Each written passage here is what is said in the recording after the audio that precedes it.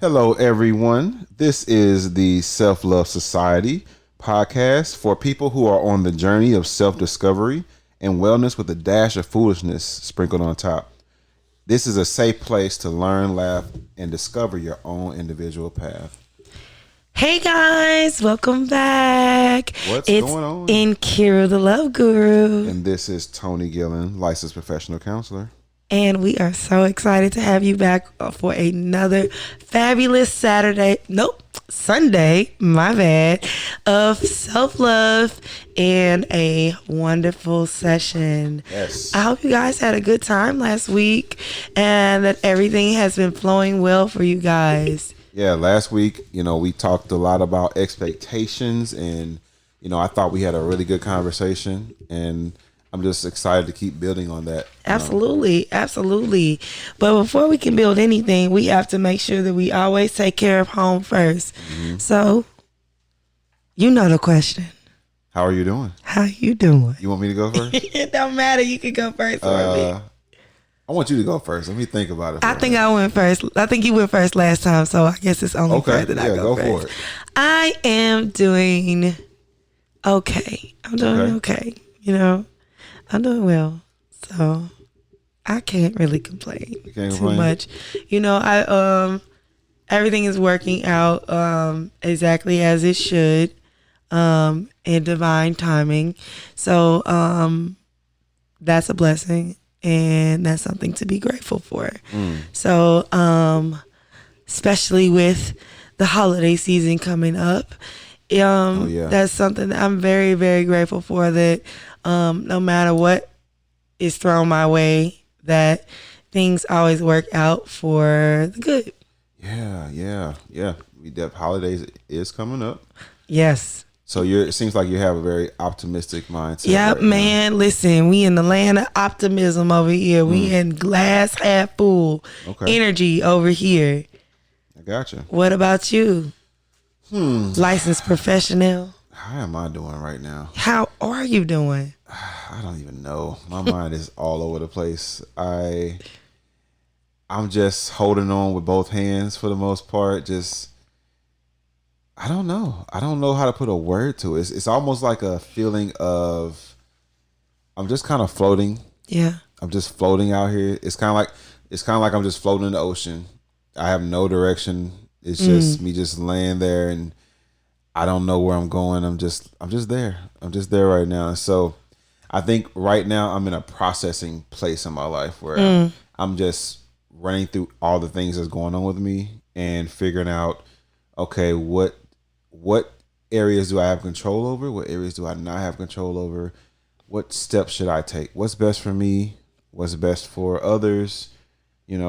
And I'm thinking about all those things at the same time. And so it on the outside looking in, it seems as though I'm just floating, but really there's a lot going on in my mind. Right. And so I think that's where I'm at right now. We talked a lot about, last week talking about expectations and things like that.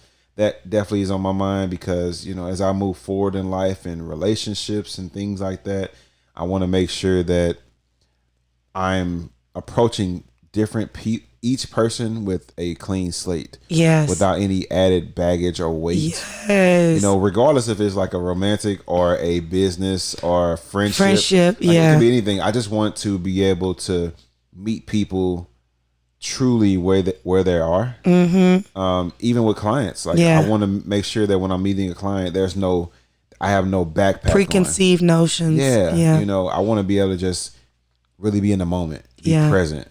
That's my goal. That is amazing goal to have, to be in the now and live and exist in the present. That is a wonderful mindset to be in, even though, like you were saying, it may feel like you're floating and you don't have any direction. It's actually the best direction to be in, because when you do get that download of which way that you are supposed to go, you're not having to walk back because you've made a decision to walk in the wrong direction. You're waiting, and once you get that indication, go left, go right, go up, go down, go back, go forward, you're in the best place that you need to be to get that information. You're standing still. You're standing still waiting to receive. So that's dope, actually. Yeah, I mean, it's not. I'm not even stressed about it. It's That's not good. even a stress feeling. It's just like Floating. I'm just floating. Yeah. I'm not in a hurry to get anywhere because I don't know where I'm going. Okay, wade in water. Yeah, I'm wading in water. Yeah. So yeah, that's kind of where I'm at right now. Well, that's okay. I'm glad we is in a situation enough to talk about the topic we got to talk about today. It's somewhat positive, you know. Well, before we get to that, we got to do the recap. Oh, the recap. So let's start off with the affirmation. Affirmations. So the affirmations from last week were... You got it. Yes, I do. So the affirmations from last week were... I am exceptional even with my imperfections. My accomplishments don't define me, they highlight me. I make choices that further my path in my life. Those were the affirmations for last week. Did any of those stand out to you? Yes. So as I was reading them, you know, like I said, I like to read all three and just... I'll feel a feeling with one of them. Mm-hmm. And so the one that I felt was where you said, I am exceptional even with my imperfections. Mm-hmm. Because I think a lot of times, and I say this this is a vulnerable moment. I think today is going to be a vulnerable day. Yes. Yes. You know, I always say vulnerability is my default. So man, this is where I'm most comfortable. This is going to be one of them days and I'm all right with it. You all are going to get a chance to know me a little bit more. My inner thoughts. So for me, I think sometimes when I see people, especially my peers, doing things, it makes me wonder if I'm doing enough. You know, I see even colleagues or other therapists, and I see the things that they're doing, and I'm like, man, why don't I know how to do that? Why didn't I think of that? You know, or people are using all this. I always say I'm a therapist, but it doesn't mean I'm like the smartest therapist in the world. Right. You know? And so you have people out there who are able to use certain vernacular. Oh, man. And I'll be like, I don't know what you're talking about. That jargon ain't everything. Yeah, I went to school. I got the degree. I studied. I got all my grades and everything. But, you know, some things I don't use in my everyday language. But that's okay. And so for me, I have to remind myself what strategy I use is I write down everything that I've done to make it to where I am. And a lot of times after reading that list of things that I've accomplished, it reminds me that I have put a lot of work in. Yes. And so it puts things back into perspective. But, you know, I do have from time to time where I'm like, man, I'm just not doing enough. And this person is doing this. I should be way ahead. I should be at least close to this person. But we have to remember, we both was in the track and field. Mm-hmm. So we have to remember, everybody can't run in lane 4. Yeah. Mm-hmm. So, you know what I mean? Everybody's not in lane 4. Somebody's in lane 1, 2, 3, 5, 6, 7, 8. Everybody's in their own lane. So your curve around that track is a little bit different from everybody else's. True. You're going to get where you need to go, but you have to understand that your path is different. Yep. And it's okay that your path is different. Run your race, stay in your lane. You know what I mean? Don't worry about what another person is doing, because what they're doing would not work if they took what they were doing and put it in your lane. Yeah, I was actually talking to a friend of mine the other day because he was mentioning that, you know, kind of the same thing. Like he sees other people doing all these things and he makes him wonder, like, why am I not this far? And I said the same thing. Like, look, everyone's life is catered to themselves. And so if I look at your life, I probably could have never walked in your shoes. Right. If you take your whole entire life, I would have never been able to walk in your shoes, and vice versa. Right. Like everybody's life is catered to themselves. And so, you know, just remembering that, like you said, you're running your own race. Yeah. You're not running someone else's race. You're only running your own, and you go in your own space. You know, we talk about in the spirit of track and field, like you're not racing the person next to you. You're racing your time. Absolutely. We said this on the very first podcast.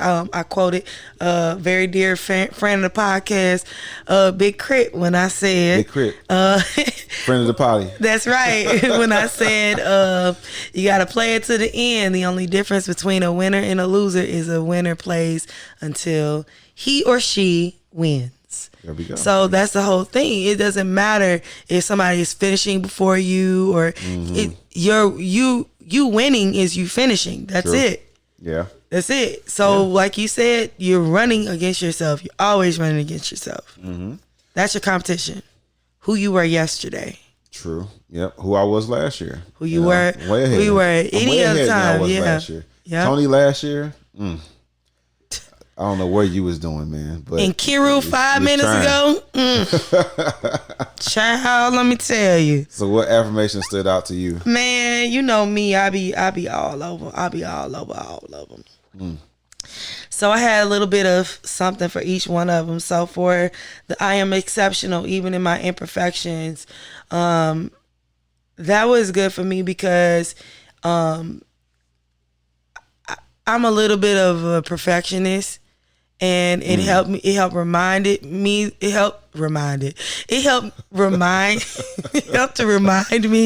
that everything doesn't have to be perfect. You know what I mean? It doesn't have to be an exact certain way for it to be good. You know what I mean? So don't overanalyze or over conceptualize a thing to a point to where it is useless because you're expecting for it to be perfect. True. So it helped me with that.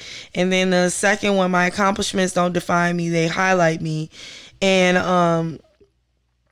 that helped me because for the same reasons. Because if I don't accomplish something on time, I feel some sort of way. You know what I mean? Yeah. Like I feel like, oh well, like you were saying, I'm a failure, whatever the case may be. And that understanding that it's just a highlight. A highlight is just something extra. You know what I mean? It doesn't define me. It doesn't say that I am this or I'm that. You know what I mean? So if you accomplish something or if you don't accomplish something, that doesn't make you any more or less who you are as an individual.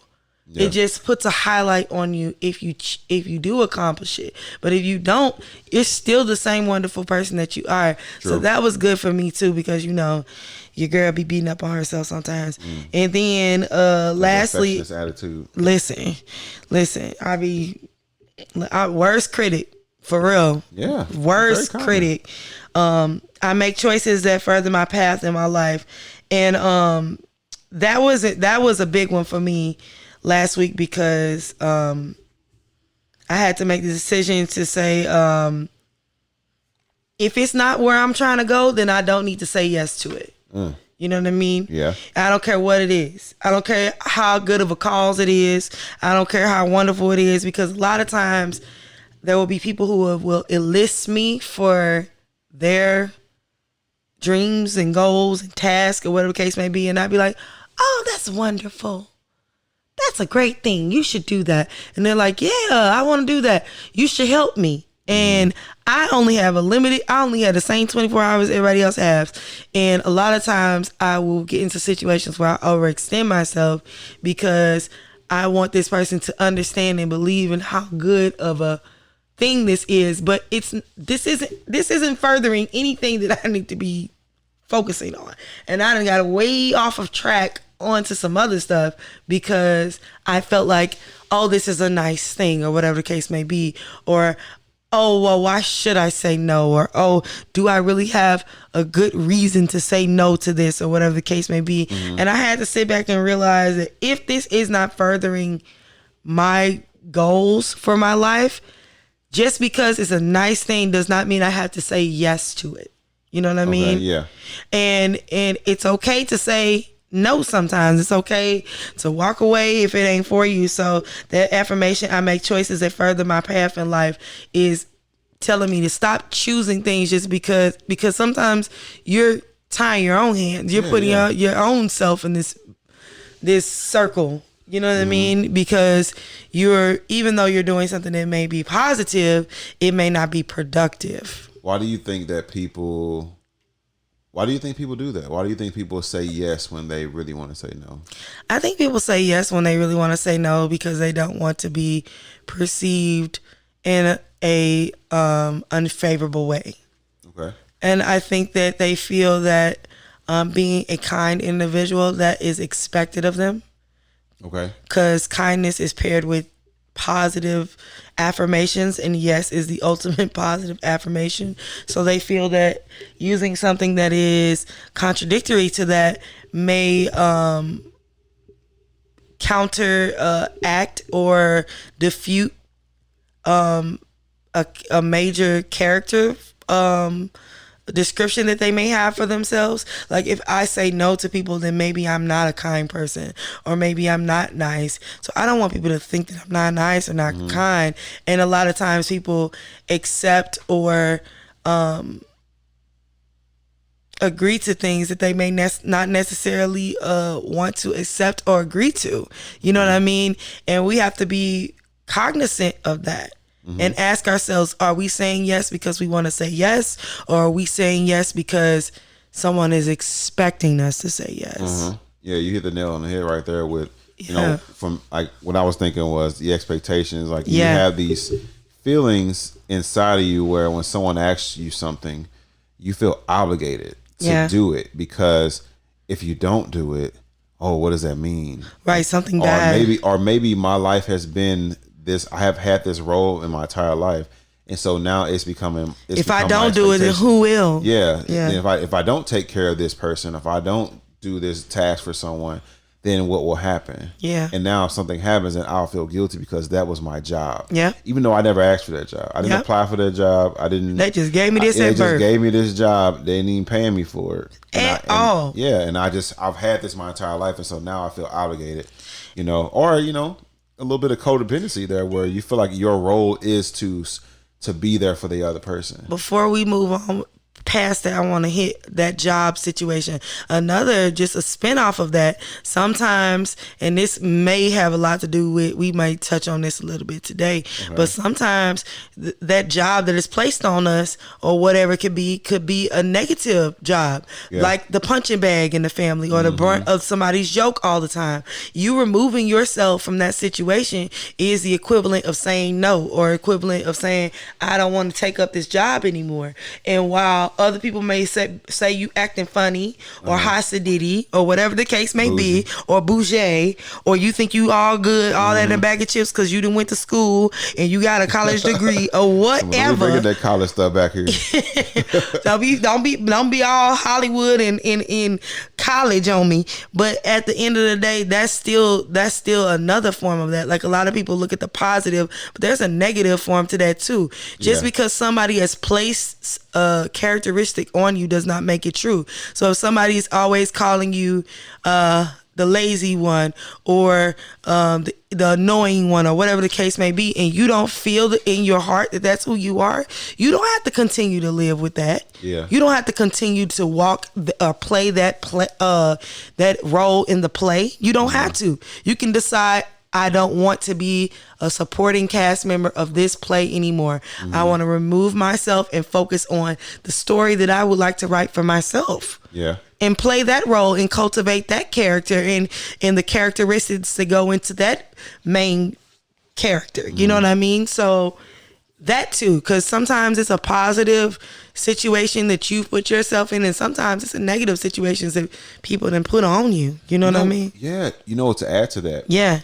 It made me think about how, like, in a lot of black families, when we're kids, our elders, they'll make us do all these random tasks. Like they'll call you all the way from the other room to go get them a glass of water. Or that daggone remote. Yeah, get the remote for me. Like, I feel like what that does with us is that it builds this expectation that we're supposed to take care of them. Yeah.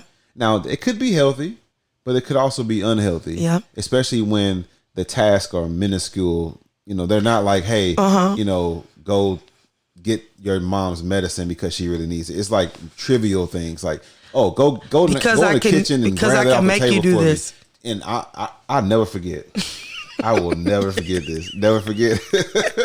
That's what you desired. That's what you desired, boy. No, I was triggered. I remember being upstairs, and we lived in like a two-story house.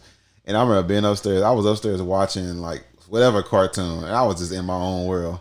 And my phone rings in my grandmother's room, and I'm like, "Who's calling?" So I answer it, and my grandma says, "Hey, can you come downstairs and come get me a glass of water?"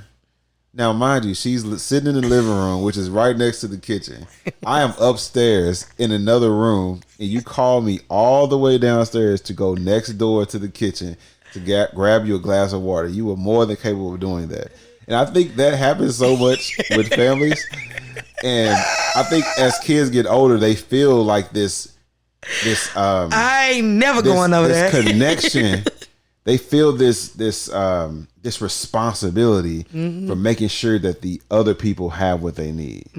And I see that a lot with, going to college, and you see things happen because it happens in families. Things happen. People get sick. People pass away, and you start seeing people kind of leave. Yeah, they give up their opportunity. They drop out completely to go back and be. I had to do help to their family. Yeah, I feel like that's like trained as they're younger. Yeah, yeah. It's something I thought about this recently. Wow, interesting. So trigger warning. So next we talk about the journal prompt. So yes, the journal prompt for everyone who was following last week, and if you weren't, it's okay. We're gonna fill you in. It was about expectations, but the question was, what expectations do you have for yourself, and are they helping or hurting you?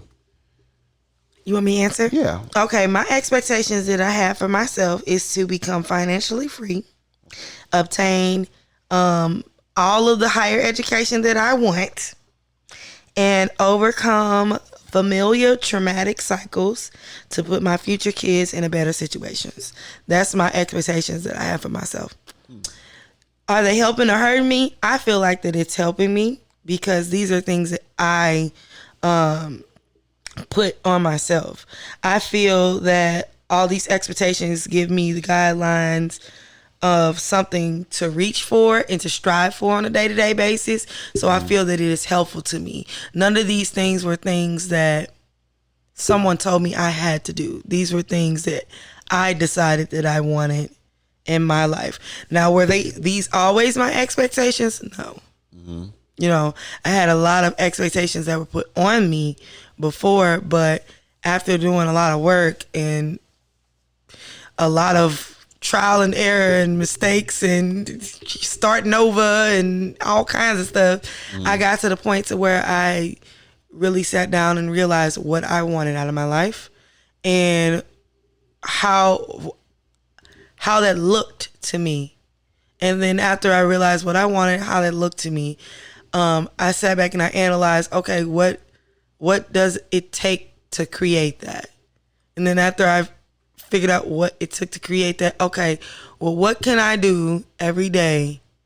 What can I put in my mind to do every day to work towards that little by little to get what I want? Okay. You know what I mean? Yeah. And that's where my expectations thrive from.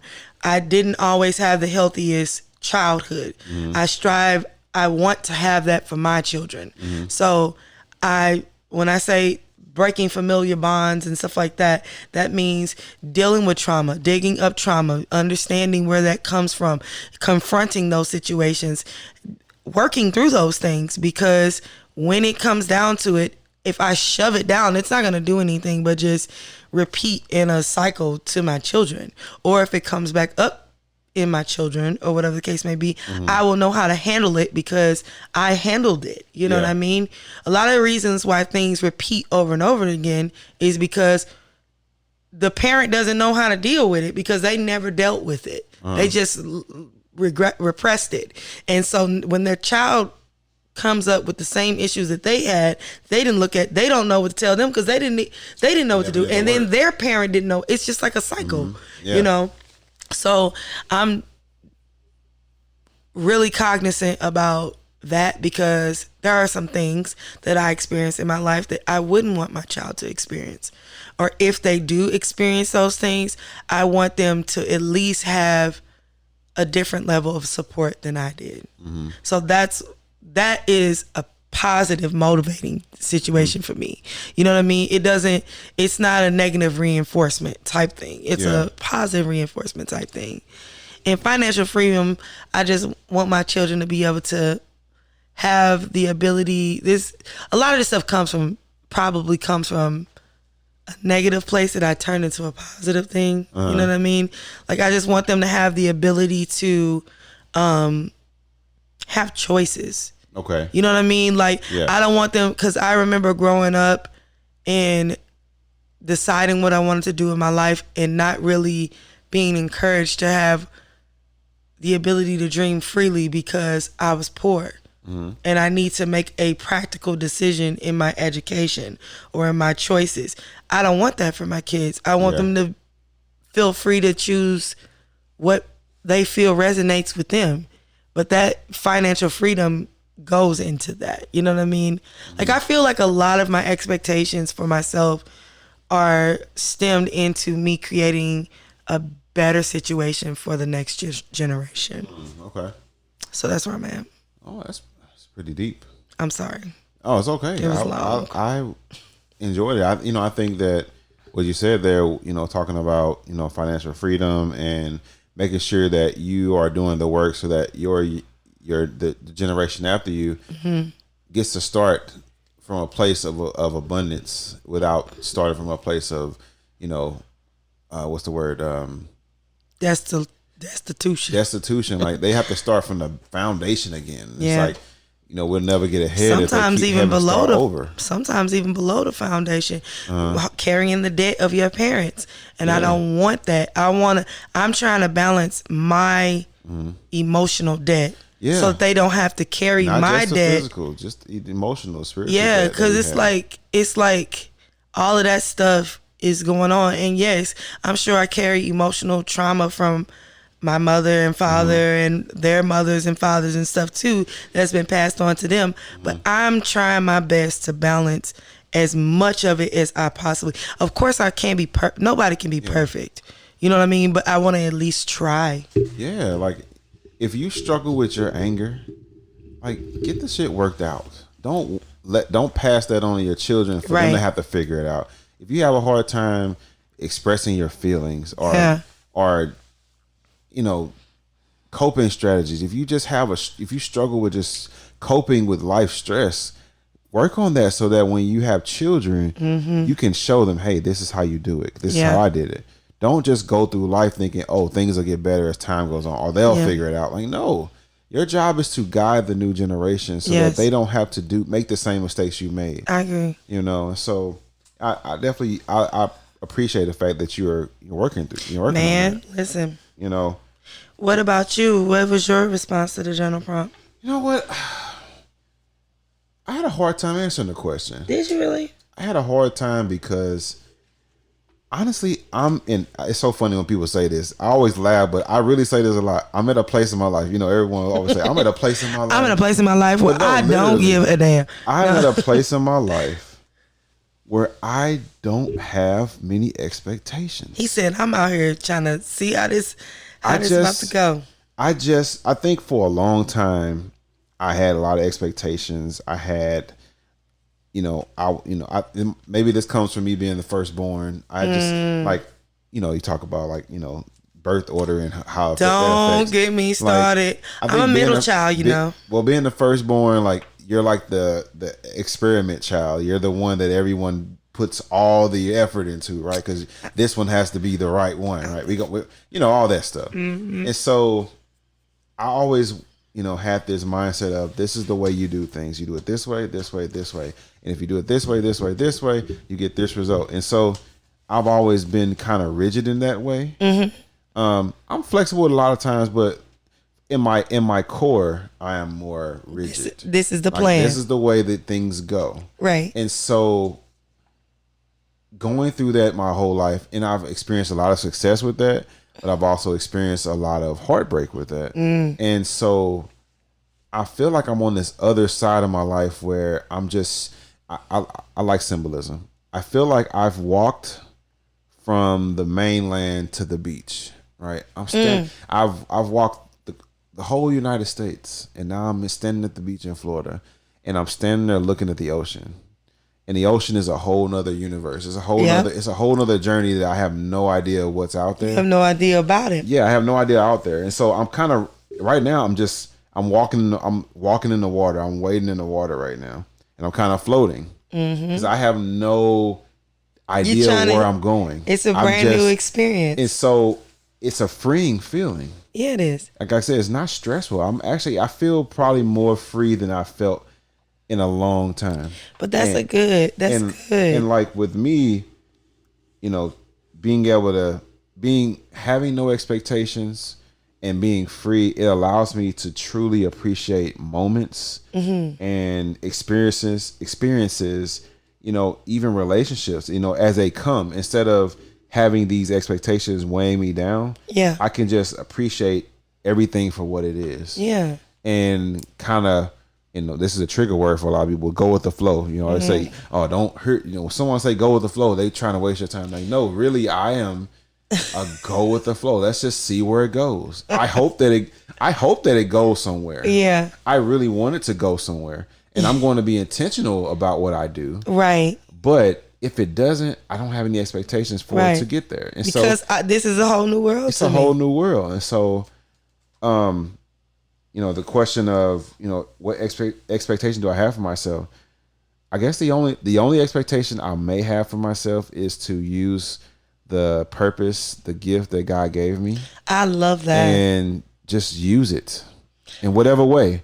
Whether it's a podcast, whether it's starting my own practice, whether it's doing the virtual sessions I do with the Dear Fathers organization. Yes. Shout out to y'all. Come on. Amazing work. You know, whether it's, you know, a random friend asking me, hey, you want to come help the kids with coping strategies? Come on. I'll do that. Come on, run them accolades. So like that's kind of where I'm at. I'm just open and free to whatever the universe presents to me. You know what's crazy? You know what I thought you were going to say? And it's kind of similar. What? I thought you were going to say, my only thing is to try new things. And that's kind of what you're doing. Yeah, because I'm open. You are, and that's dope. And I have been trying new things. Like last week I told you. Yeah, that's what I thought you were going to say, because the Indian food. Yeah, I tried the Indian food. Yeah. And I went back. And I had this chicken tikka, I think that's what it's called. And I was like, I don't know what this is going to taste like. Was it spicy? You know what? Everything I've eaten from Indian restaurants so far has been spicy, which is fine. Spicy food. I like it. It's okay. It's good spice. But I bit into the chicken and I was like, this tastes just like chicken. What is this? It's not chicken, but it tastes like chicken. What you mean it's not chicken? It was vegan. It's like vegan. Oh, well, that's good. And so, like, I bit into the chicken tikka with cilantro rice, and I was like, this is not bad. I still got some in the refrigerator. I'm gonna have to take it to lunch. I'm hollering. Yeah, but it was really good. It was really good. So yeah, that's kind of where I'm at. So today we are talking about triggers. Trigger warning episode. So I thought it'd be fitting to kind of describe what a trigger is for people who don't know. Absolutely. So the definition of a trigger, yes, it's a stimuli that transports us back to an event of our original trauma. Ooh, child. So it could be anything that identifies with your senses. It could be a taste. It could be a smell. It could be something that you touch.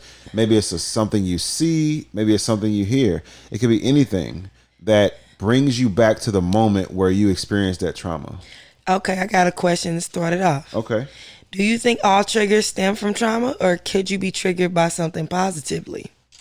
Yeah, I think that a trigger doesn't necessarily have to be a negative. I think more so it's a traumatic experience, but it's any experience that resulted in a major change in your life. So it could be, one of my triggers is Space Jam, right? Space Jam. The movie Space That's my Jam, movie. Every time I hear the song from Monica, For You I Will, right? It reminds me of watching Space Jam because that's where the song came from. Yes. But it also reminds me of one of the best days of my life when my mother came home on a Friday and was like, hey, you all want to go to the movies. And we went to see Space Jam. And then afterwards, she took us to Pizza Hut. Things we didn't really do those types of things. Pizza Hut was lit back in the days. But that was a whole thing. It was like a really good day because my mother never... she worked 2 jobs, and so we didn't have a lot of money to just do stuff things like that. Yeah. And so for her to come home and be like, hey, let's go to the movies, and then let's go out to eat afterwards. Like I do that with my kids probably often, but when I was a kid, we didn't do that very often. Heck no. And so when I hear For You I Will, it triggers me. It triggers that emotion of happiness that I felt that day. I was just wondering that because I'm a big music person as well. And I was wondering, like, does because we always say trigger, and when we say trigger, we always say it, we mean it in a and negative music way. is a very big trigger because It's a music huge always trigger. reminds you of a moment. Yeah, sometimes it's a bad moment, but sometimes it's a great moment. Oh yeah. You know what I mean? Like you have a lot of people who are married and they're triggered back to their weddings based off of the song that they danced to or whatever the case may be. And that's why I was like, are triggers always? Because when I read that definition too, and it said trauma, I'm like, is it always trauma? Or could it technically be something positive as well? So I really like the way that you put that when you said it's a major life change or altering thing. I really like the way that you put that. Yeah, you know, and like I said, I mean, a lot of times it is bad. You know, it could be a problematic situation that happened. Like, you know, if I'm being, vulnerable here, I would say maybe... I don't want to say that. I don't want to say that one. Not yet. Let's get a few more episodes in before I start talking about that kind of stuff. But like it could be like I think I said this on one of the podcasts about like listening to secular music and how my mom would like. So when I hear like R&B music, I think that was last week. We was talking. It about was that. like, you know, it reminds me of like when my mom would have us listening to the music, but we couldn't sing it because she was trying to make sure that she kept us in the church in a way, you know, keep us connected to God. And so, but that was how she was raised. She was raised where it was no secular music in the house. So she was like, well, I'm gonna do a little bit better. I'm gonna let you listen to it, but you better not sing it. Let me tell you something I'm triggered about. There's a couple things that I'm triggered about. So, I'll give you this one. Go ahead. So, I'm sorry, siblings. I love y'all, but y'all know I'm not lying. Okay, but anyway, so all of my siblings, we all own washer and dryers, right? Okay. Doesn't matter where we live, where we go, we will not live in a place that doesn't have washer and dryer hookups. Okay. This is because when we were children, my mom had 5 kids now, 5 of us, 5 little rugrats running around. And we never had a washer and dryer. And we used to have to carry all of those bags to the laundromat and sit there for 1,000 years, you hear me? In the most boring place of all time, looking at as the world turns in the day, because you know they have the worst things at the laundromat. Ain't nobody watching the TV. It's just all day, you're so bored. Then once you're done and you folded up all them clothes, you got to carry it all the way back on the bus. Oh, man. I said, listen, every last one of us, I think it was subconsciously, every last one of us. It was at that moment. None of us, like, we will not be without washer and dryer. Y'all look at each other and said, never again. And I brought that up one year. I remember, I don't even know, we were all together. We just get together sometimes. And I brought that up and I was like, y'all find it weird. And they was like, listen, I'm not doing that. That's one thing. That's where I draw the line. I'm not going to the laundromat. And I realized that that's a triggering thing for us. And it was just like, that was a horrible experience for all of us. You know what I mean? So we're like 5 different individuals grew up and moved in different directions, and we still all are like, y'all still remember that trauma. Let me tell you something. Yeah. What is not going to happen is me not having to wash and dry. That ain't going to happen. Side note, I love laundromats. I don't have a problem with it, but I can't sit in there too long. I start laundromat losing it. I feel like that's the moment in my life where things stop and I can just rest for a minute. How? Because you can't do anything. Like you put your clothes in the washer and the dryer, and you have to wait until they're done. That's the triggering part for me. So for me, it's like, okay, now I don't have to. I have nothing to do because I can't do anything. But you know what I like? I can sit and just like relax because I'm always busy, physically and you know mentally. what, you're right. And so like for me now, like I said, if you have to carry your clothes on the bus and up and down the street, I can understand how that's traumatic to have to go to a laundromat. Yeah, man. You a kid, you ain't trying to do none of that. No. But you know what? These new age laundromats ain't that bad because you can get in and out. No, and they have an app.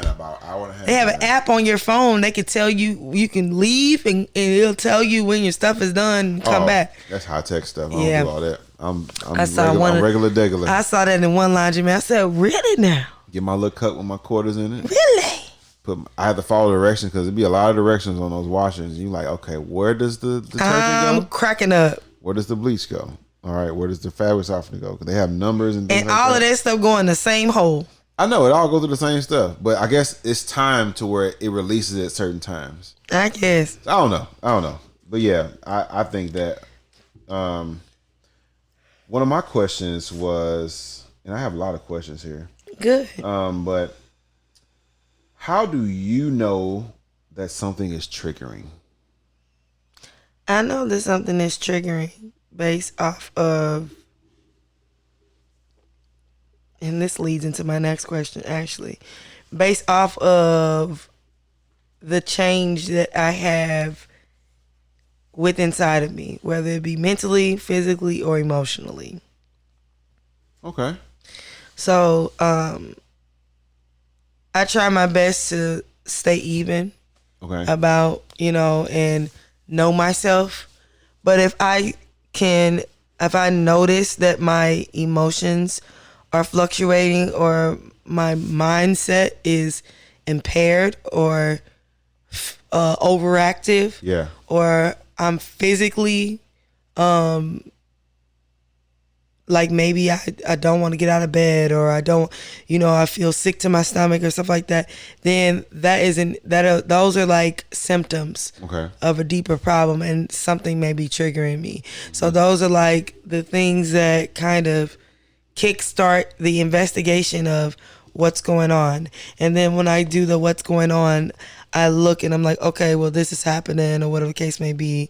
And typically that's how I know that I'm being triggered by something or another. Okay. So you're it sounds like you are in tune with how you feel in the moment, like your present emotions. I try to be. Sometimes you're not. Sometimes you're not all the way in tune. You know what I mean? Mm-hmm. And sometimes you could be triggered for a minute and you don't even know that you triggered. Yeah. You know what I mean? And then by the time you realize, you're like, oh crap, that's what's going on. But it just, I try to be intentional about it, because like I was telling you earlier, it's part of my expectations for myself. Okay. So that's why I have that gauge with myself, because I've been intentionally trying to work on my mental, emotional, and spiritual space, in mental, emotional, spiritual, and physical space to prepare myself for the next generation. So I've been intentional about that. Mm-hmm. So like when things come in that I don't want to come in, and it starts to steer my ship in a way that I am not trying to steer it, it becomes very evident that I am going in a different direction. And that's a trigger. Okay. Well, at least that's how I perceive it. Yeah. I don't know. You know what's interesting for me? My trigger is my job. Child, listen, my old job. No, not my job like that. So one of my triggers is that I'm a healer. You saying the word job just triggered me. Oh, I'm sorry. No, like I'm a healer, and so when someone presents something to me, and they need help, it triggers me to want to help because I'm a healer. Mm-hmm. And so when I say my job is helping people. Yeah. And so there's a level of triggering that I experience on the daily. Yeah.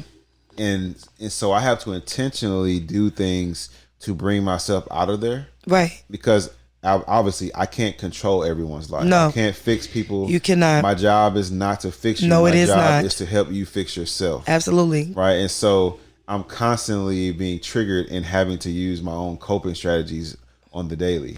That's true. And so, the question of how do I know?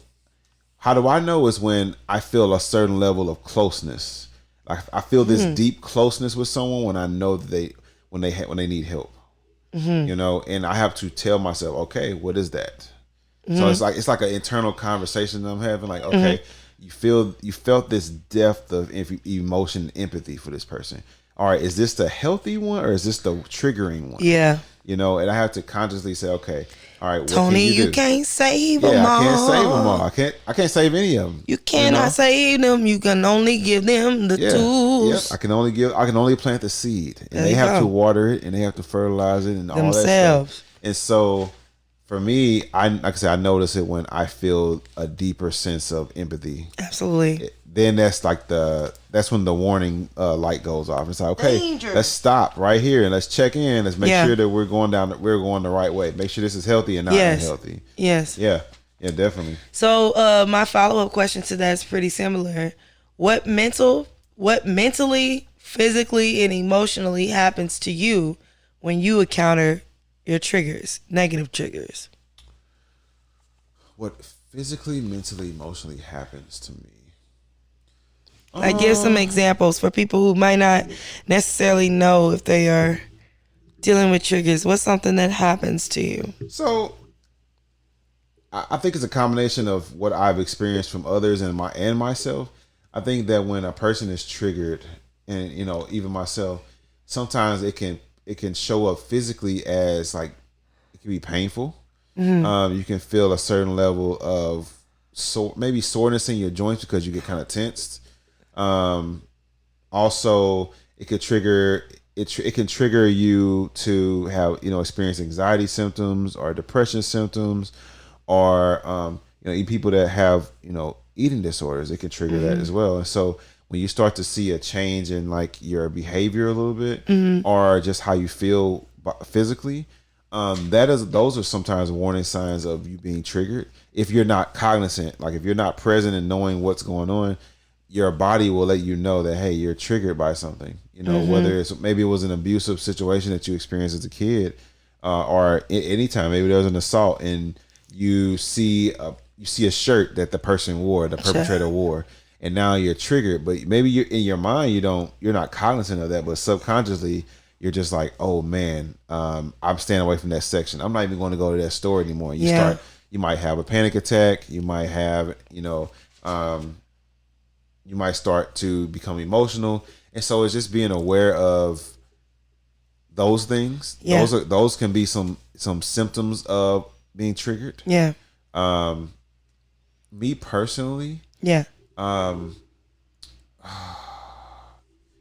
It's not many things that I would say the physical symptoms I might experience when I'm triggered, and it's not many things that trigger me, but sometimes it can be tears.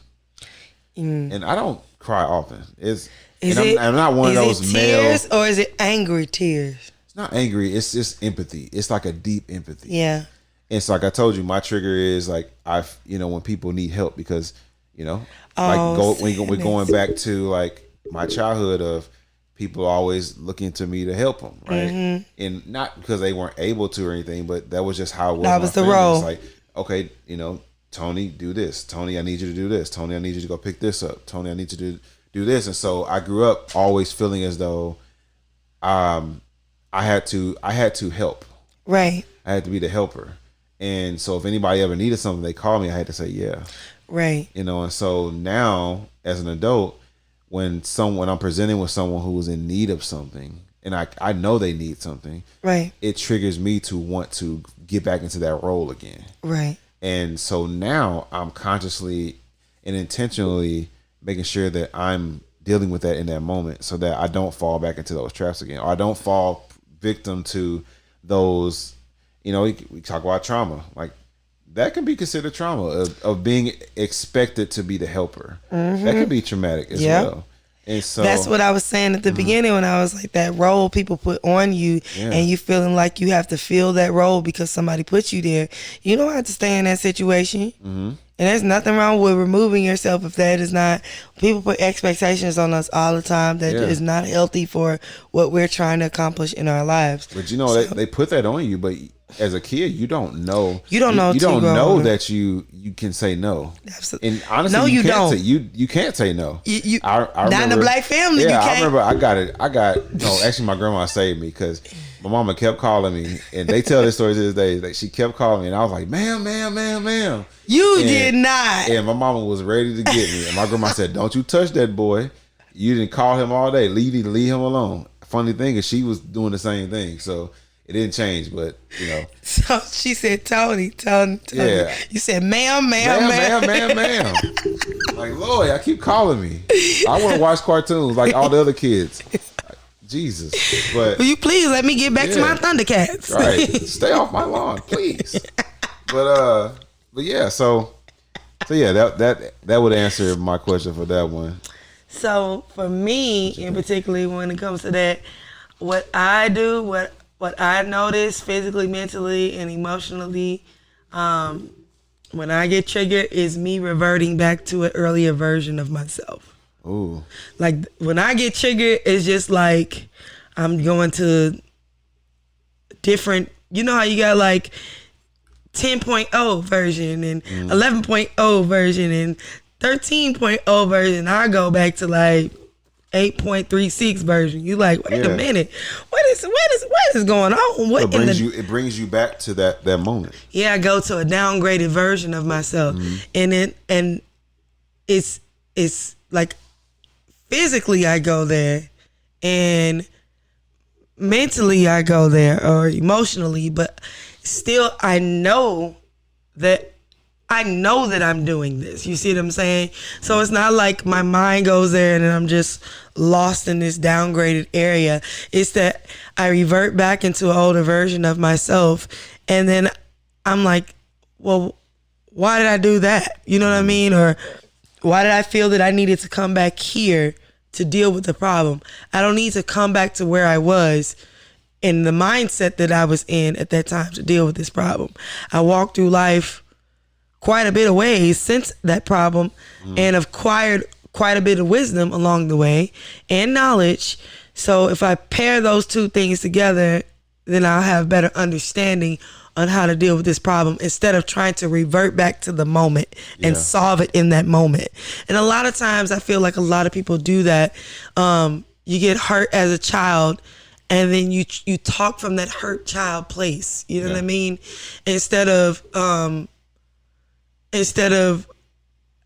analyzing it from where you are now and working through it, because you're stronger now. You know what I mean? You weren't as strong then than you are now. True. Hopefully, you know. So I was a big boy back then too, yeah, you know, hopefully some people had great childhoods and they have terrible adult lives. You know, it's the flip-flop, but for real. But for the 98% of us in America, childhood was trash. No, I'm just kidding. But oh man. But you know, it's just a opportunity, and for me, I guess, to look at where I still need work in. You know what I mean? Like if I'm getting triggered often in a certain area, then it's like, okay, you just was gonna sweep that in the corner. You wasn't gonna clean that part. You wasn't gonna clean that part of the living room, huh? Right. You just thought that we wasn't gonna never pick up that pile of trash, huh? Just kick it over there, huh? Right. Just put it in the corner. I feel like that's what my brain be telling me. Like, so for real, you just gonna act like this ain't here? Yeah. For real. And I'm like, what you talking about? I cleaned it. I did. Right.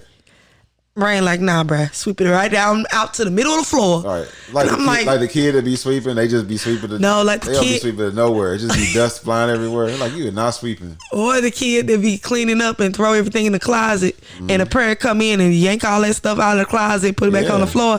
I feel like that my brain does that sometimes when I get triggered, and it's an indication that I need to address some of this stuff. I cannot just shove it in the closet and act like it does. At what point do you notice that you're doing that? When my brain keeps pulling it out into the middle of the floor. Okay, help me understand. So if I'm dealing with a particular issue and I don't want to deal with it, and I shove it away in my mind's closet, you know what I mean? And then I get triggered, you know what I mean? And now I'm having all the emotional issues or whatnot of that particular thing well up inside of me. And then maybe I make it through that day or whatever the case may be. And 2 days come up and I get triggered again, and it's the same situation over. And then I repeat. And then 2 or 3 times I go through this same cycle. Eventually I'm going to be like, now, wait a minute. what in the deja vu? What is going on? So it keeps repeating itself. Yeah. Like it keeps repeating itself, or it keeps not even necessarily the same thing. I keep getting triggered to the same situation. And then that is telling me like, and it may be different things, that it may be different aspects about the situation that trigger. It may be, I may have multiple triggers for one thing. You know what I mean? Wow. So like the laundromat situation I gave you guys earlier. So like I could have a triggering situation with a washing machine, and then I could turn around and have a triggering situation with a bus, and I could turn around and have a triggering situation with some laundry detergent, right, or have a triggering situation with a whole bunch of coins. You know what I mean? And I'm just like, why do I keep thinking about this laundromat situation? Yeah. You know what I mean? Okay. And it just be random things that bring me back to this same spot. And it's like, why do I keep thinking about this? This happened eons ago. Why am I keep coming back to the same? Like, why does it keep popping back up? And I feel like when that happens and when I realize, because sometimes, like I was saying earlier, you don't realize right away. You know, I'm hard-headed, and sometimes I don't realize all the way because I'm hard-headed, and I like to ask a lot of questions and not listen the first time. So, and I do that to myself. I do it to people in real life, and I do it to myself. And somebody would tell me something, and I'd be like, well, do you really mean that? And they're like, I said what I said. Why are you asking these questions? I don't understand. You know what I mean? But I do that to myself as well. And myself will just be like, okay. Okay. And just keep putting it back out in front of me until I realize this is what I'm trying to get you to pay attention to. This is what I'm trying to get you to work through. You know, so it kind of goes in. So I wrote about like an activity that I use with some of my clients. Ooh, I like activities. And I don't necessarily have a name for it, but I call it the wave activity. And that's a name for it. Okay, there it is. That's the name, the wave activity. I don't necessarily. I didn't create this. I'm pretty sure that someone else created it, but I use it. Don't care. How you gonna say? Hold on, friends of the podcast. How you gonna say I don't necessarily have a name for it, but I call it that? I just kind of canceled it out. Huh? I'm telling you, when you call something, you call it by name. You named it right there. Okay, that's what it is. So it's the wave activity. This is the wave activity, and y'all. So I use it with a lot of kids. Okay. Because I like I said, I'm a symbolism person. All right, like teach us. Like pictures. And so we talk about triggers as a wave. Triggers are like waves. Waves, you know, are a part of life. They are a part of, you know, the ocean. There are many things that cause waves. You know, the scientists out there can tell you, wave. you know, when more so like we're talking about ocean waves at this time. Okay. So ocean waves, you know, temperature, the weather that's in the ocean, the shift between cold and warm fronts, you know, all these things can cause these waves to come. Crest and trough. Yeah. And so just like waves, we have triggers. And so we can either deal with waves in three different ways. You can either stay out of the water. Right? For real. You can stay out, clean out the water. You don't have to deal with a wave if you're out the water, unless it's a tidal wave. Then you know that's a whole other story. You know, so you can either do it that way, and so what that is you ignore things. You ignore your triggers. So and that's when they pull it out. So the closet. maybe the trigger is a particular store where you saw someone hurt at. Right? I ain't going there. And so now I'm staying away from that store for the rest of my life. So that's what it is to stay out of the ocean. You want me to give you a good example of that? Okay. Common thing that people do for that. May have had a bad experience with a dog when they're young. Yes. Never touch dogs, see dogs, be around dogs ever again for the rest of your life. They are staying out of the water, right? So the next way is you just jump out there and you just face it, right? People jump out there and I'm just going to fight the wave. Right? I'm going to fight the trigger.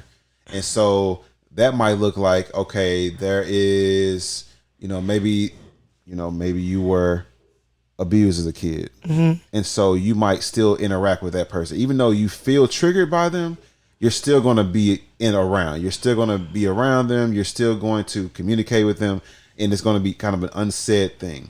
We're not talking about it, but yet I feel this way when I'm around you, but yet I'm just going to deal with it. Okay. Right? Maybe it's a family member that's, it could be deep where, maybe it's been something that was never talked about. And so you just kind of deal with it. Right. Ooh, child. We talking about something now. Yeah. And so that's just jumping out in the ocean. And so what happens when you do that is you're at the mercy of the wave. You're at the mercy of the trigger. And so you have no control. You have no way to dictate how you deal with it. You have no way to dictate your emotions because the wave is going to throw you where it's going to throw you. For real. Flip you back and forth, flop you around. And then you have the third way. The third way that you deal with waves, you surf. Yes. You learn to surf. And so you get your boogie board and you get out there and you learn to ride the wave to safety. Ups and downs. That is what we use our coping strategies. Yes. And so when we deal with triggers, because sometimes you can't ignore it. You can't stay out of the ocean. And you damn sure shouldn't just be jumping out there trying to fight the wave because you're at the mercy of it. And so let's find a more controlled way to deal with it. And so when triggers are, when we are approached by our triggers, we have strategies that we use. And the one thing I do with my clients is we come up with different strategies that they can use to help them when they're triggered. So it might be breathing exercises. I work with kids, so sometimes it's video games. Sometimes it's going out and riding your bike. Sometimes it's trying a new recipe, or maybe it's talking to a friend, or identifying some close family members or close people in your life that you can talk to when you're triggered. Like, it's all these different things that you can come up with, but I always call them our surfboards.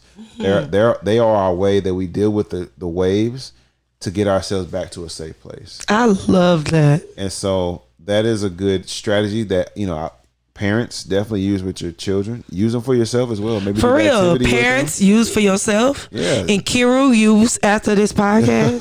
I like that. I really do. I like that surfboard. And you can use a lot of color. You can draw how big your wave is. Like, when you're triggered, how big is the wave? Is it a little bitty wave? Maybe it's a huge tidal wave. That's right. Like, okay, so now we're identifying how big that trigger can be to us. Right. Or how big that trigger can be to us. And so it's a very good art activity, but it's really good for identifying those things so that we can prepare ourselves. Might call it a CBT type exercise. So yeah, I like that. Yeah, I like that. I haven't done one in a while, actually. I feel like there's a few clients that I should do one with, but we'll get there. That kind of cancels out my last question. My last questions was, what are steps that can be taken to heal from triggering situations? And that's a really good. Actually, so what I wrote down here. You got some more steps? So I wrote and to answer your question a little bit.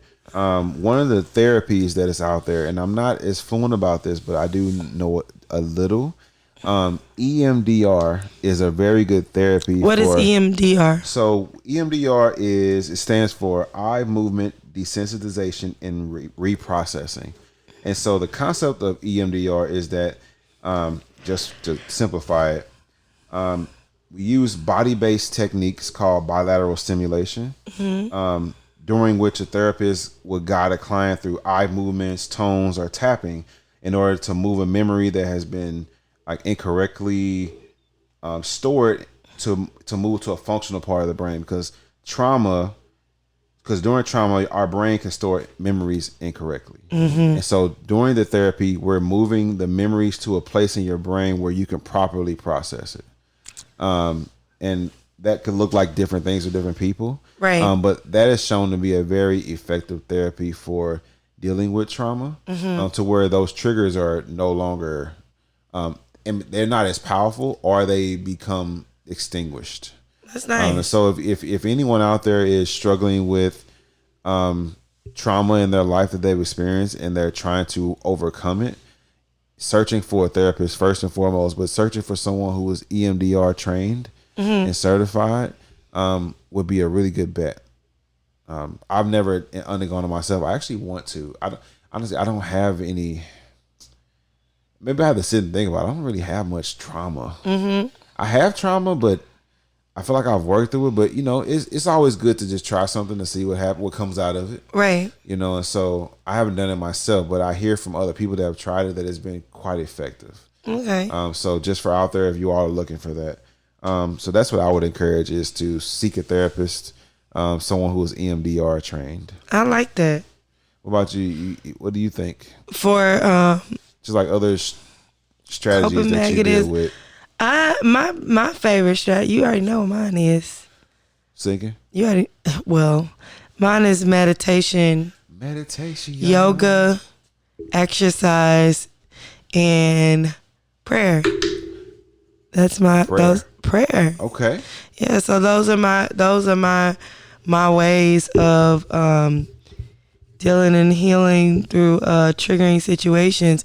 I feel that prayer and meditation go hand in hand. You know, one is talking to the divine or your higher power, whoever it is that you believe in, and one is listening. You know what I mean? Yeah. Prayer is when you talk to, meditation is when you listen. So having a conversation with, I like that. Yeah, that's prayers you talking to, and meditation. Absolutely. Wow. And so when and a lot of people we have a whole nother podcast about that, but a lot of people don't they miss that part, and that's why there's a lot of frustration because they're not completing the conversational circle. Okay. But having a communion with your higher power, whatever that is for you, can prove to be very therapeutic in triggering situations.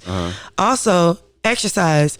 I like to exercise because I feel like it releases endorphins and puts you in a state of euphoria, and it makes you feel better. If you're angry, it helps you release your anger. If you're feeling sad, it helps you push through your emotions of sadness by flooding your BBB with a healthy dose of dopamine, which gets you all excited, which is awesome. Yeah. So, you know, that's a good way to fight through a triggering situation. Or, you know, like you were saying earlier, just doing something you love, like singing or cooking or art. I'm a big art person, so just getting lost in something you love or watching a nice movie. I've been doing a lot of singing lately myself. Yes. For some reason, I've been like stuck on Dionne Warwick greatest hits. Oh, I like Dionne Warwick. I love Dionne Warwick. That's what friends are she always for. reminded me of my grandmother. Family member, yep. But my grandmother wasn't a singer. But like just the way she sounds, I feel like if my grandmother knew how to sing, this is my mom's mom. If she knew how to sing for real, I feel like she would have sounded like Dionne Warwick. So when I hear her, that's a trigger. It just makes me think of my grandmother. It's a trigger. And she has like such a strong voice, but it's sweet. Well, maybe that is why you're stuck on it, because you're being triggered to recall and remember your grandmother. Maybe. Could possibly. You know, I intentionally think about my grandmother because she passed in 2004, my freshman year of college. And so she was one of my mothers growing up. I always say I had 5 mothers growing up. She was definitely one of them who really helped build the spiritual foundation that is me. Well, then that even more so, maybe in those moments where you are feeling called to listen to Dionne or things like that, maybe in those moments, that energy from your grandmother is comforting you, or supporting you, or pushing you forward, or nurturing you, because that is your experience with her. Yeah, definitely. So that's beautiful. I got a fun question. It can be fun, but it can be also, it goes with the conversation. Let's go. So the question is, if you can go back in time, what moment would you undo or change?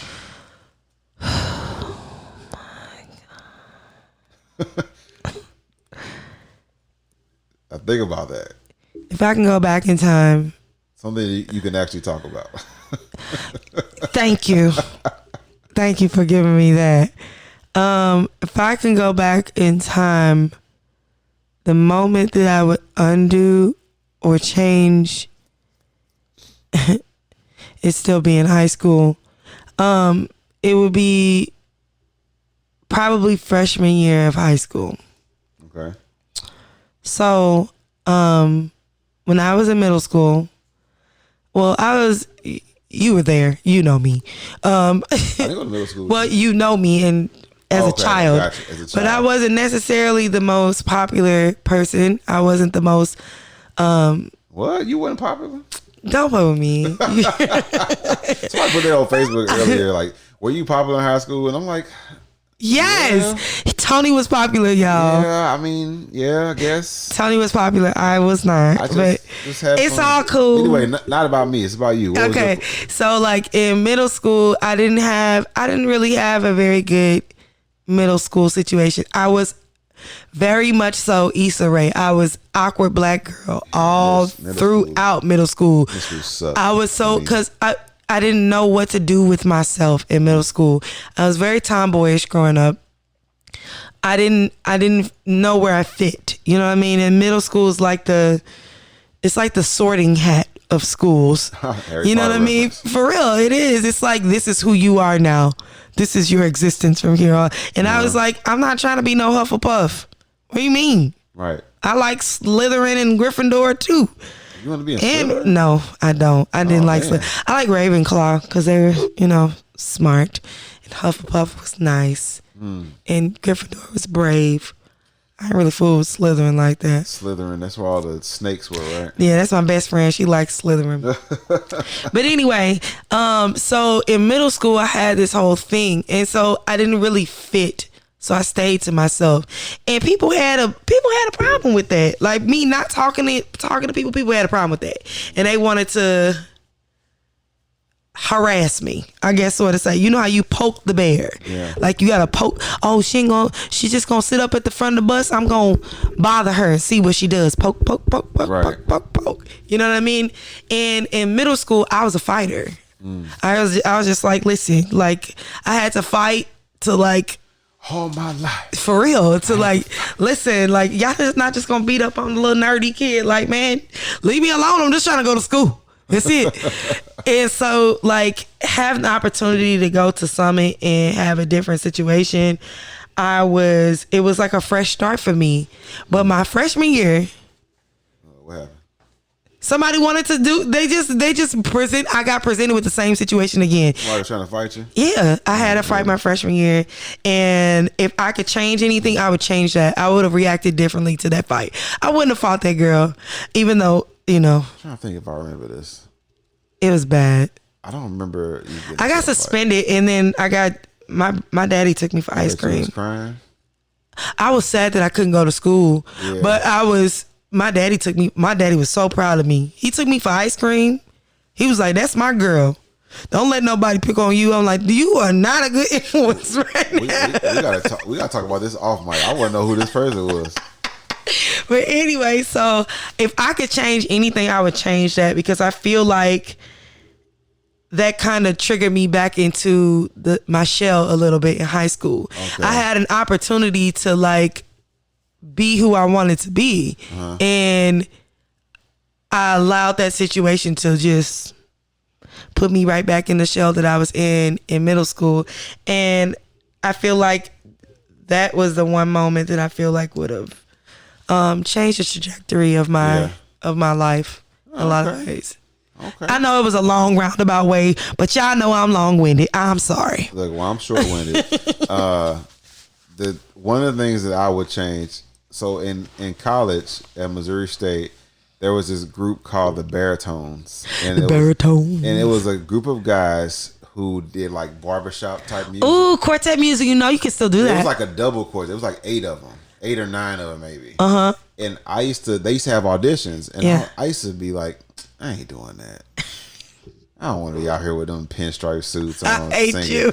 But like as I got older, like I'm like, man, that would have been so cool to do that. So if I could go back, I would have auditioned to be a part of the Baritones. You know that we have a very large barbershop quartet community here in St. Louis. Really? Actually, my supervisor at my job, he sings he's a baritone, and he sings in a barbershop quartet, and they do shows in Vegas and all over. Yeah, so I'm gonna have to get you that information. Yeah, they call them the Baritones because our mascot in college was the Bears. Oh, so it's the Baritones. I'm hollering. And they used to do events. Like every time we had like student events, they would come out and sing or perform. And I just like, man, I should have did that. You should have. I was going through some things in college. You got in that big school and you got nervous. Well, no, I wasn't nervous. Big fish in the big pond. I played football. I was trying to figure life out. We talk about that in another podcast about going to college as being undecided. Oh my God! Figuring out your life after high school. That's a good question. We definitely need to do that. Yeah, so that's what I would have done. So, We have. I think that's pretty much all we got to talk about today. Yeah. So let's move on to our. Before we move on to that, I do want to say since Thanksgiving is coming up, to all of our lovely self-lovers out there, I know that some of us are. We have traumatic situations or triggering situations when we encounter family. Definitely. Make sure that you put some deposits in your bank before you put yourself in a situation that is going to cause for withdrawals. What do I mean by that? What I mean by that is this. Sufficient funds. Yes. When you know that you are going to be walking into a triggering situation or a possibly traumatic situation for yourself, you should prepare yourself before you go.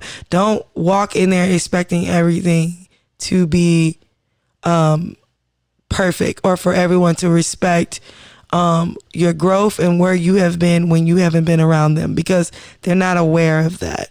Prepare yourself mentally and emotionally for the fact that you might be triggered. You know, get yourself some, like T said, get yourself some coping mechanisms, get yourself some write a list. Yeah. You know, we got a couple days before Thursday. Write a list and figure out, you know, some things that you can do. So that way, if this is a situation for you, you're not caught off guard. You're not taking the test without studying. Yeah. You know, so sometimes you have to rehearse situations. Amen. So that you can know, okay, this is how I'm going to respond when this happens. Absolutely. You know, so I find that to be helpful as well when you're dealing with situations where, you know, either it's expected or unexpected, you know, but you can, like I say, rehearse and figure out, okay, what am I going to say here, here, and here. I got one. What? So mine it's a little triggering, but at the same time, it's my great granny who does this thing, and my family will know what I'm talking about. But I love my great granny, and you know she's older. She's 95 now, okay. So she, you know, once you get to a certain age, you say what you want to say. Oh, you know what I mean? Like, look, I ain't and my great granny, she loves to call people out when they get fat. And I gained a lot of weight one year, and I was just dreading going to the holiday because I was like, she gonna call me fat. I ain't got time to be dealing with this. I already know I'm fat. I don't want to talk about me being fat. I just don't want to. And listen, and I had to, the first couple of times that I dealt with it, it was like a dreading situation. I was like, I don't want to do, you know, but I need to see my granny. But at the same time, she finna call me fat. She always say, and she said, this is what she be like, hey baby, how big mama, how you doing? You getting big, is you? That's what she say every time. Well, you know, you need to exercise. Can't just be letting yourself go out here. Oh, I know. I actually have been really? Oh Lord. Okay, grandma, I'm gonna try better next holiday. Hopefully you have something better to say, you know. And you know, that was a triggering situation for me because I had a lot of other things that happened behind me gaining weight. Like I gained a lot of weight because of the whole situation with my dad and my dad passing away and everything and all that. So I had a lot of unresolved situations with that the weight was already reminding me of anyway. And that was just an extra flag on top of it.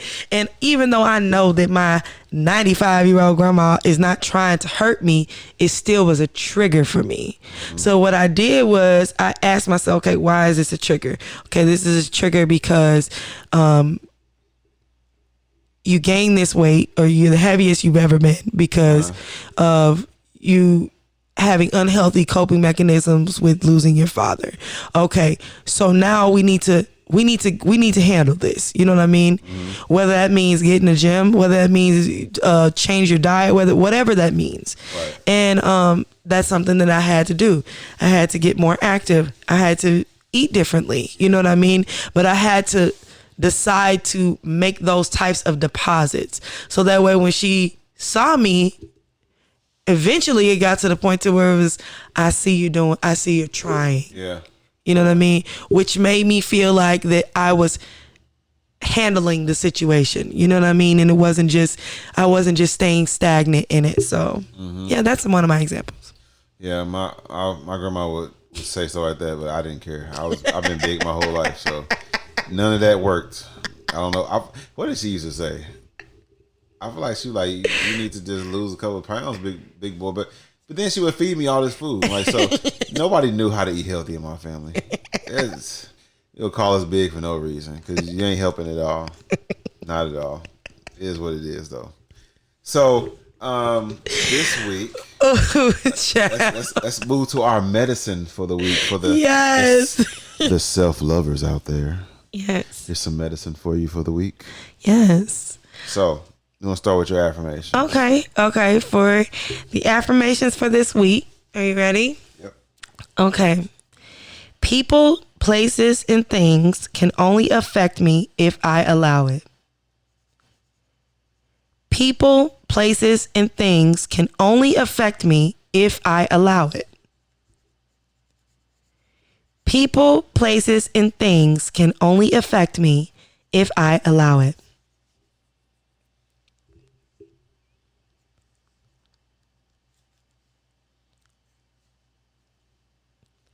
Okay, and next, I have risen above my circumstances and I am walking towards my promise.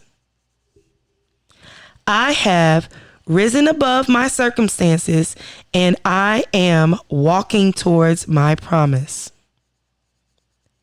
I have risen above my circumstances and I am walking towards my promise.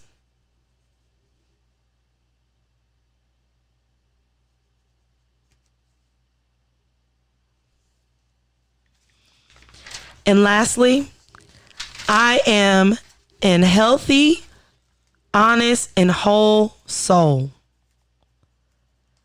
I am a healthy, honest, and whole soul. I am a healthy, honest, and whole soul.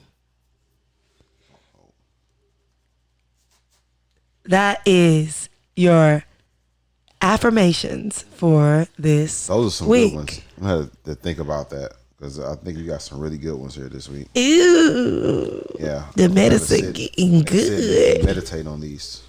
So the journal prompt, I thought we would kind of shift just from the topic a little bit this week and just kind of have something a little lighthearted. One of the questions that I like to ask people, one of the newer questions that I like to ask people is, what is their idea of the perfect day?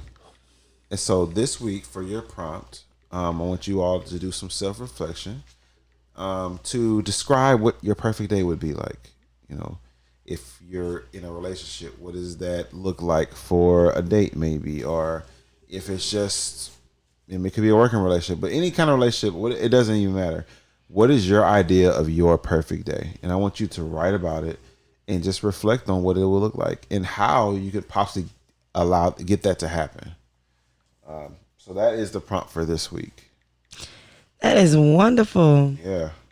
So this week has been pretty cool. I know we've been a little choppy because of our minor setback.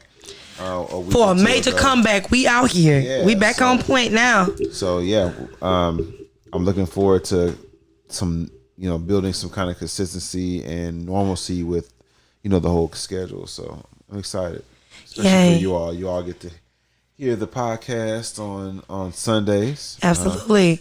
Sundays marks the beginning of the week. Absolutely. And we got to put ourselves first. We want y'all to start off on the right foot. Absolutely. So we hope you guys have a fabulous Thanksgiving week, that you enjoy your time with your family and that you make some good deposits into your account so that you have a wonderful experience and make fabulous memories. Yes. And whether that is your reality or not, we will still be here on Sunday to give you everything that you need right here at the Self Love Society. We love you. And so I'm Tony. Oh, wait. I forgot. Oh, you forgot We your name? cannot do this. I didn't forget my name. I forgot to give y'all some resources. Oh, resource I share. forgot about that. Okay, so the resource share for this podcast is the Confident Counselor. You can find them at www.confidentcounselors.com.